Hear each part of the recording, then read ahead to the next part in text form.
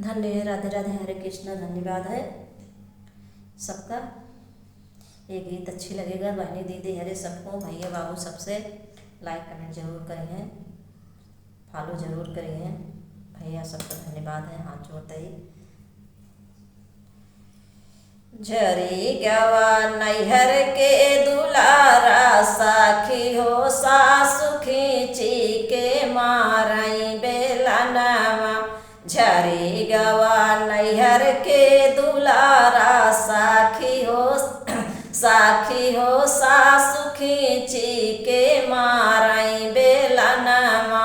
मारई बेलनवा हो मारई बेलनवा। झरी गवा नैहर के दुलारा, सखी हो सासु खींची के मारई बेलनवा। खानवा बनावई गए होई गईले काली, खानवा बनावई गए होई गईले काली, होई गईले काली हो होई गईले काली। थलिया परोसी ससुर लगे गईले, थलिया परोसी ससुर लगे गईले, ससुर लगे गईले, ससुर लगे गईले। ससुर खींची बहावई थाली, सखी हो ससुर खींची बहावई थाली, सखी हो सासु खींची के मारई बेलनवा।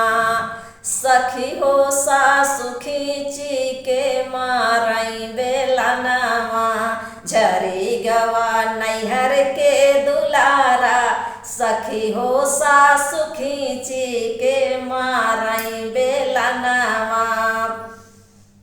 खींची के मारई हो खींची के मारई, सखी हो सासु खींची के मारई बेलनवा।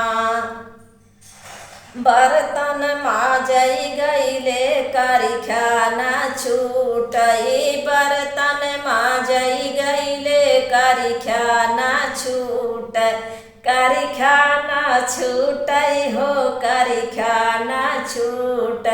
ननदी उलट के ओ नहीं मोर देखें, साखी हो सासु खींची के मारई बेलनवा।